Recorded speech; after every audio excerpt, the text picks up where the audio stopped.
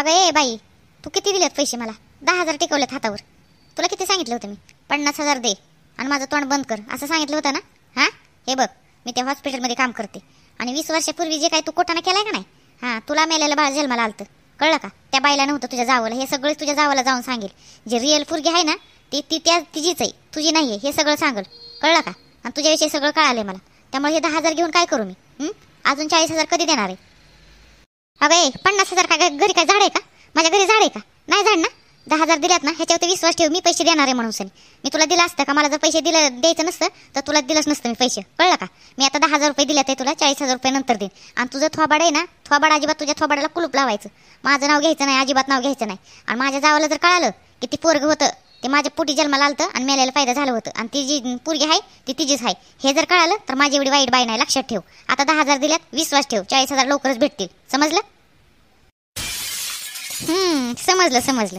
आता तू 10,000 मला दिल्यात म्हटल्यानंतर तुला 40,000 द्यावाच लागणार ना. हां, नाही देऊन काय? हां, आणि हे बघ, तू 40,000 तू देतील एका वर्षाने 2 वर्षाने, ते चालणार नाही मला.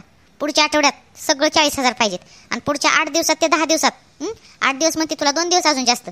10 दिवसात जर तुम्हाला 40,000 रुपये नाही दिले तर काय माहिती का, त्याचे डबल होतील. 40चे 80 होतील. मग ते मला सांगायचं नाही. तू पैसे हे आता 10,000 दिलेत माझ्या माघारी दे, तू सांगितलं हे म्हणायचं नाही, चालणार नाही, कळलं का? तुला काय वाटलं तुझं लय बाई वाईट आहे का? मी तुझ्यापेक्षा जास्त वाईट आहे, कळलं का? सगळं सांगू शकते, तुझं गुपित रहस्य. त्याच्यामुळे ना पुढच्या 10 दिवसात मला 40,000 रुपये द्यायचं, नाहीतर मग त्याच्या 15 दिवसात महिन्यात किती द्यायचं तुला माहिती आहे? 80,000, समजलं? लय हसा येत आहे काय? ब्लॅकमेल करते काय मला? हां, आधी 50,000 दे म्हणते आणि परत 80,000 वाढवते काय? तुझा डावच खलास करते. तुला काय वाटलं तुला चतुर आहे का? तुला दाखवते. हो, देते ना, देते. जा आता तू निघायचं बघ, कारण आपल्याला इथं कोणी बघितलं ना तर सगळं भांडं फुटल माझं. जा, भेटलेत ना तुला 10,000, जा निघायचं बघ. देते तुला 10 दिवसात देते 40,000. वाट बघ आता मरायची. अरे वा, काय बाबा, 10,000 रुपये लगेच आणि तू 8 दिवसात परत 40,000 देणार? मी पण आता 8 दिवसात 40 दिले तर अजून मागते तुला. तू आता काय सोन्याची कोंबडी भेटली अंड देणार आहे आता, अशी सोडते वय तुला? ब्लॅकमेल करून तुझ्याकडून पैसे लय उकळते. हां, घरी बसून पैसा कमवा. ठीक आहे चालेल. 10 दिवस वाट बघते, 11व्या दिवशी वाट बघणार नाही. डायरेक्ट तुझ्या जावाच्या घरी जाईल आणि सगळं खरं सांगल की तू 20 वर्षापूर्वी काय केलं होतं म्हणून. हां, येते मी. 40,000 पाहिजे काय तुला? आता 10,000 तुझं तोंड गप केलंय असं वाटतं का? हे 10,000 तू कुठं घेऊन जाते पळून? अगं बघ आता तुझं काय करते मी. तुला काय वाटलं पार्वती म्हणतात मला? पार्वती सहजासहजी सोडत नाही मी हातातला पैसा. हां, माझ्या अक्षरशः मला मी माझी पोरगी म्हणून ते शांताबाईला दिली आणि जमीन हडपली मी, आणि तुला 10,000 देऊ काय मी? मोकारच. बघ तुझी मजा आता. ए इकडे ये इकडे. बघितलं का, ह्या बाईसोबत मी बोलत होती, तिला 10,000 रुपये दिले तेच जवळ. जायचं लवकर, एकटीला गाठायचं. हां, आणि ती 10,000 रुपये घ्यायचे. लक्षात आलं ना? हां, चष्मेवाला, ते डोक्याला गुंडाळ्याला, तुझ्याकडे मोठा ट्रक आहे ना, कळलं का? लक्षात ठेवायचं. ॲक्सिडेंट करायचा, ॲक्सिडेंट कोणाला सुद्धा कळता कामा नाही. माझं नाव येता कामा नाही आहे. त्या बाईच्या हातातलं 10,000 रुपये घ्यायचं, ते तुम्हालाच घ्यायचं आणि बाकीचे पैसे नंतर देते, काम झाल्यानंतर, समजलं का? चला जावा. ही लई लांब गेली नसेल बाई, पटकन पाटला करा आणि ती 10,000 घेऊन सनी तिचा काटा काढा लवकर, संपून टाका. मेली पाहिजे डायरेक्ट, कळलं ना? जा लवकर, पळा, लागा कामाला. हो मॅडम, पण आमचं बाकीचे पैसे कधी देणार? अरे मेंटल, तुला सांगितलं ना तुझं पैसे भेटतील म्हणून सनी, काम झाल्यानंतर. आधीच पैसे दिल्यानंतर मी तुझ्यावर कसा विश्वास ठेवू तू माझं काम करतोय का नाही म्हणून? हां, आणि तसं तुला आडवास म्हणून त्या बाईकडे 10,000 रुपये दिल्यात, कळलं ना? ती बाई मला त्रास देते, मला अक्षरशः मरणाचा मानसिक त्रास दिलाय तिने, समजलं ना? तिला संपून टाकायचं. ह्या जगात राहिली नाही पाहिजे ते, आणि माझं नाव आलं नाही पाहिजे. आणि माझं नाव आलं तर मी तुमच्या दोघांचं नाव सांगल. त्यामुळे मी अडकली तर तुम्ही पण अडकसाल, कळलं ना? त्यामुळे बाकीचं सगळं काम झाल्यानंतर आता हे 10,000 घ्यायचं आणि तिला संपून टाकायचं, समजलं का? हां, जा लवकर, करा पटापटा कामं करा. हाला, टाइमपास करू नका, पळा लवकर. काम झाल्यानंतर सगळे पैसे देणार मी. ठीक आहे मॅडम, काम झाल्यानंतर पैसे मात्र तयार ठेवा. काम तुमचं झालं म्हणून समजा. ही बाई आमच्या दोघांना काय जड आहे काय? मोठा ट्रक आहे. हां, पण हिला ट्रकची काय गरज नाही. टू व्हीलर खाली आली ना, खालास होऊन जाईल. तुम्ही टेन्शन घेऊ नका, तुमचं काम झालं म्हणूनच समजा. गुड, लागा कामाला, पळा. काय ग, मला ब्लॅकमेल करते काय? ते डॉक्टर म्हणणार तर रश्मीला शांताबाईला सापडणार नाही, त्याला पोलिसांनी अटक केली. पण काय ग, तू एकटीच होती ना, आणि तू जर माझं भांडं फोडत असेल, मला ब्लॅकमेल करत असेल, असं कसं मी गप बसेल? जा आता वरी जा. स्वर्गात नरकात कुठं जायचं तिथं जा.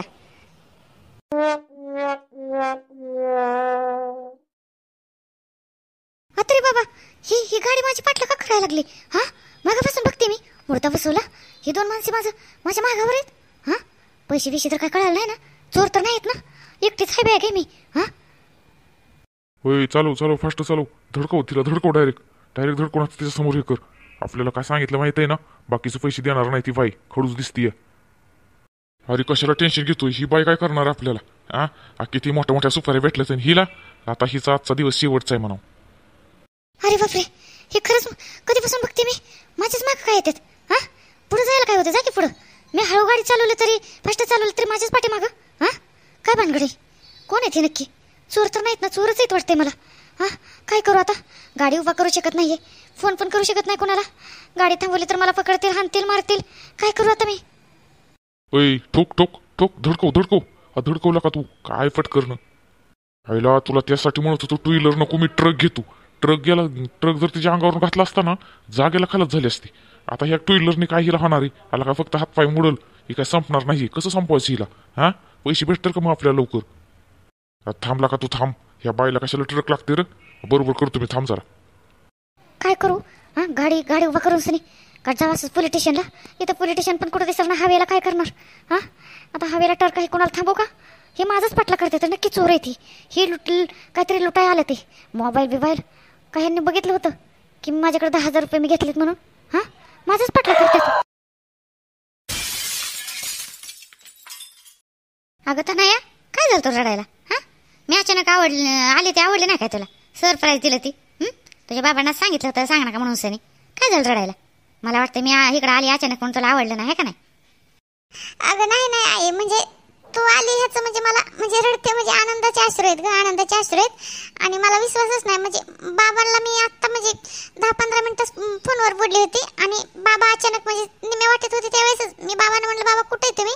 तर बाबा म्हणले मी गावात आलोय असं तसं. बाबाला मी बोलत होते माझ्यासोबत आणि मला असं वाटलं की बाबाच एकटे आलेत काय की आता म्हणजे सरप्राईज. आणि आता त्यात म्हणजे तू पण आले, म्हणजे मला खरंच खूप छान वाटलं बघ आई, खरंच.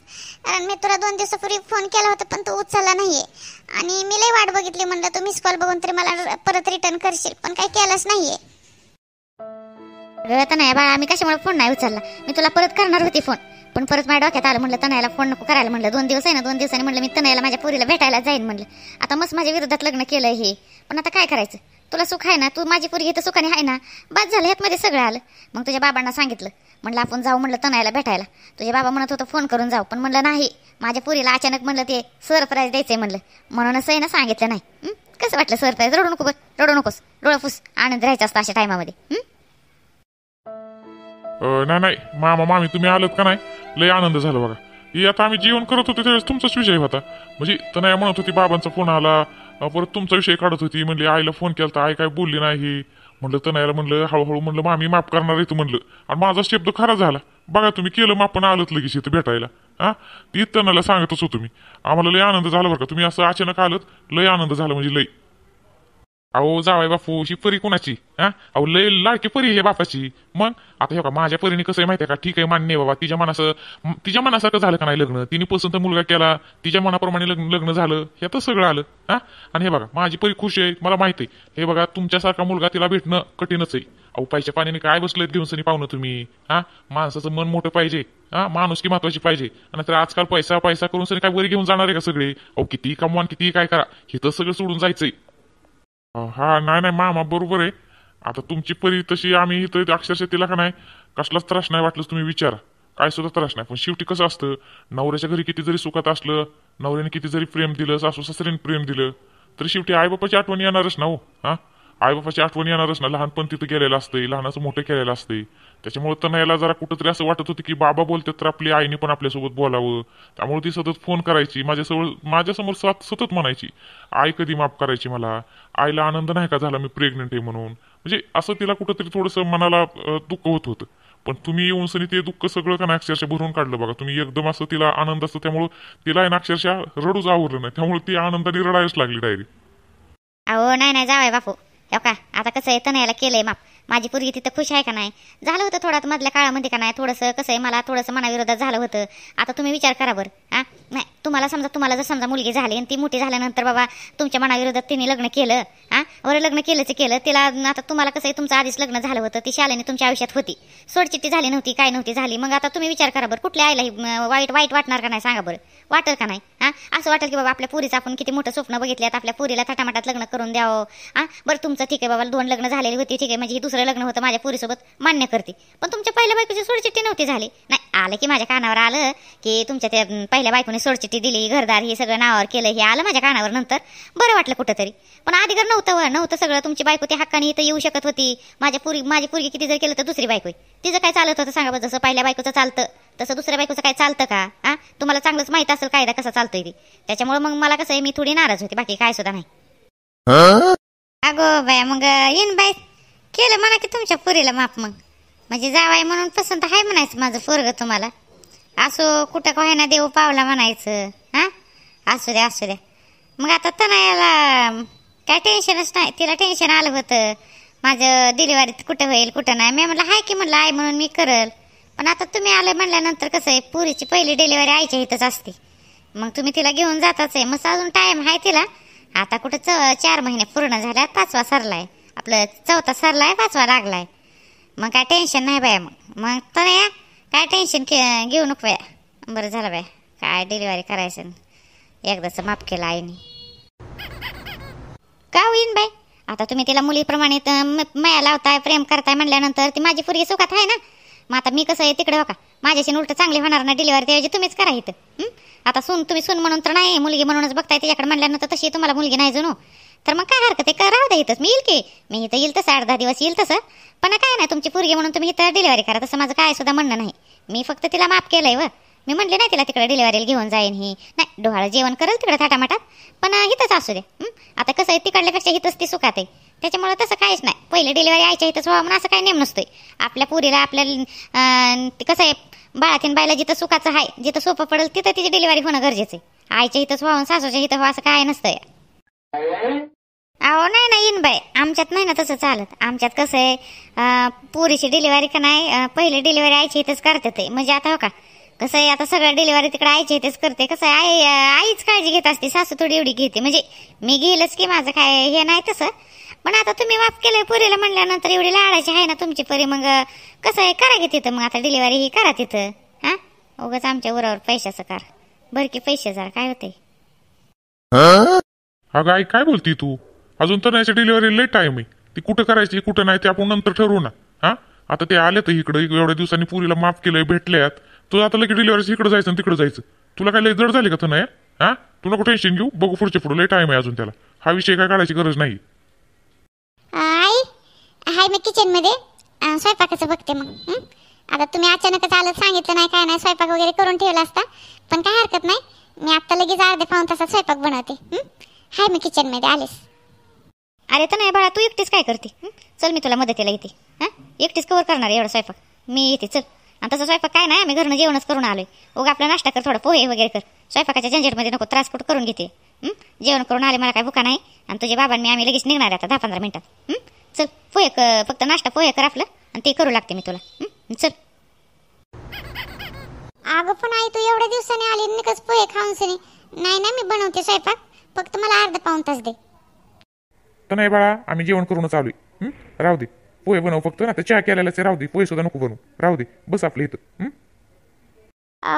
बरं ठीक आहे बाबा पोहे बनवते मी बनवते आहे पोहे चल मी पण येते तुला मदतीला चल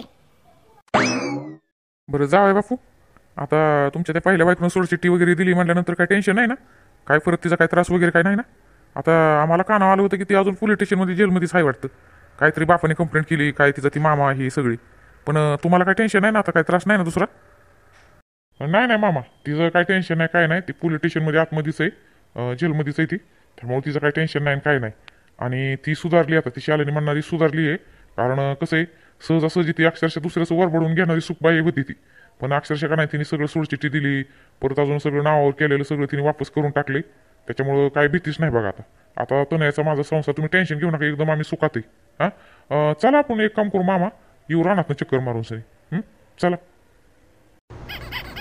बरं असं म्हणताय का बरं ठीक आहे चला मग येऊ रानात फेरफटका मारून गप्पा होतील रानामध्ये काय लावले काय नाही पण कळलं माझ्या जावाय बापाने. मग चला मग येऊ जाऊ.